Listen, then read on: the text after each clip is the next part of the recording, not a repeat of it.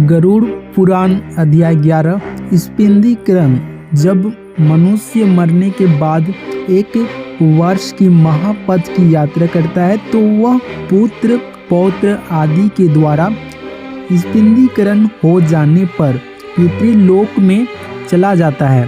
वर्ष के अंत में पितृपिंडों के साथ प्रेत पिंड का मिलन हो जाने से वह प्रेत परम गति को प्राप्त करता है।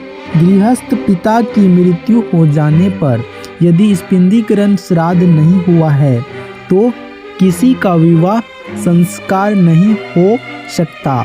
इसलिए द्वादश को ही पुत्र को स्पिंदीकरण कर देना चाहिए। यह करने के बाद भी 12 महीने तक पूर्णश श्राद्ध नियमानुसार करना चाहिए। मृतक का दाह संस्कार हो जाने के बाद एकादश द्वादश इन दोनों दिन में प्रेत भोजन करता है।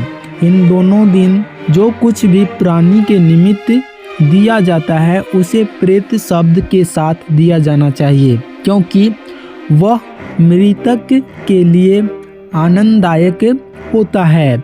स्पिंदीकरण कर देने के बाद जो भी दान दिया जाता है वह नाम गोत्र करके पितृनिमित्त करना चाहिए।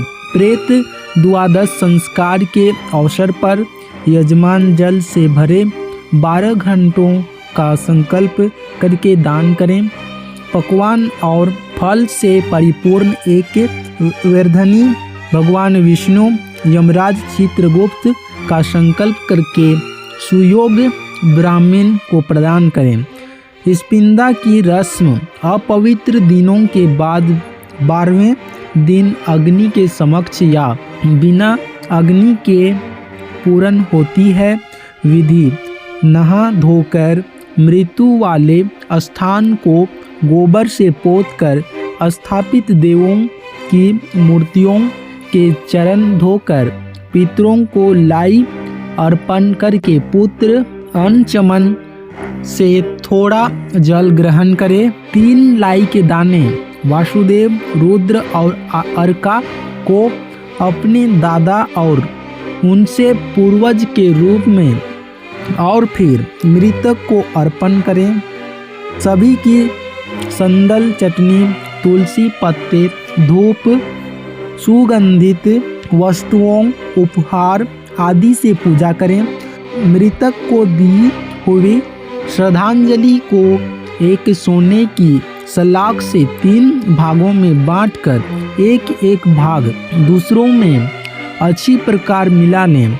माता श्री का स्पिंदा दादियों के साथ और पिता का स्पिंदा दादाओं के साथ करना चाहिए। यदि पिता की मृत्यु दादा के जीवित रहते हुए होती है तो 3 लाई के दाने पर दादा और उनके पूर्वजों को श्रद्धांजलि देनी चाहिए। पत्नी की मृत्यु पर यदि पुत्र न हो तो पति को अपनी सास और संबंधियों के साथ रस्म करनी चाहिए। फिर ब्राह्मणों को भोज दान दक्षिणा उपहारों और 12 घट जल से परिपूर्ण दान करने चाहिए। धारण किए वस्त्रों का त्याग करके एक सैया दान करें। सैया बहुत मूल्यवान सभी सुख प्रदान करने वाले साधनों से युक्त छाता चांदी के लैंप इस भगवान नारायण और लक्ष्मी जी मूर्ति कपड़ों गहनों से सुसज्जित गद्दा आदि होनी चाहिए। स्त्रियों की रस्म में लाल कपड़ा जेवर के साथ अन्य सामग्री होनी चाहिए। फिर एक ब्राह्मण को उसकी पत्नी के साथ सैया पर नारायण लक्ष्मी जी के सामने बिठाकर उत्तर दिशा मुख करके लक्ष्मी नारायण जी को फूल माला पहनाकर पूजा करके यह उच्चारण करें: हे नाथ, जिस प्रकार आपकी सैया दूध का सागर है, यह सैया भी उसी प्रकार मेरे अगले जन्मों में सुखदायी हो। ब्राह्मण और प्रभु को पुष्पांजलि देते हुए ब्राह्मण को संबोधित करके, हे ब्राह्मण देवता, इसको स्वीकार करें कहकर सैया दान करें। उस सैया पर विराजमान सभी को 3 बार झुला दें। सैया के चारों ओर चक्कर काटकर सबसे विदाई लें।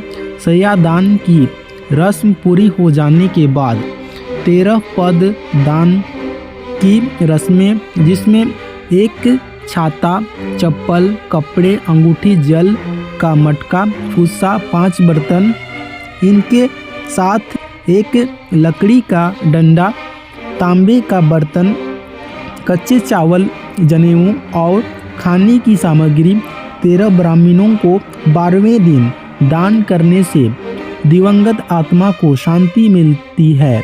इस पिंदा रस्म करने के बाद वार्षिक श्राद्ध से पहले हर मास 1 लोटा जल के साथ लाई का दान करते रहना चाहिए। इस पिंदा मासिक और वार्षिक श्राद्ध संक्रांत में नहीं करने चाहिए। यदि वर्ष में 13 महीने आते हैं तो वार्षिक श्राद्ध 13वें महीने में होना चाहिए। जब संक्रांत नहीं है, लाई की आवश्यकता नहीं होती, केवल संक्रांत में आवश्यकता होती है। वार्षिक श्राद्ध के उपरांत सदा ही 3 श्रद्धांजलियाँ देनी चाहिए। एक श्रद्धांजलि पूर्वजों के लिए घातक होती है। गया में श्राद्ध पूर्वजों के लिए मुक्तिदायक होता है। मनुष्य को प्रयत्नशील होना चाहिए कि वह अपनी ओर से पूर्वजों की भलाई हर प्रकार से करे। इससे वह इस लोक में ही नहीं परलोक में भी आनंदित रहता है।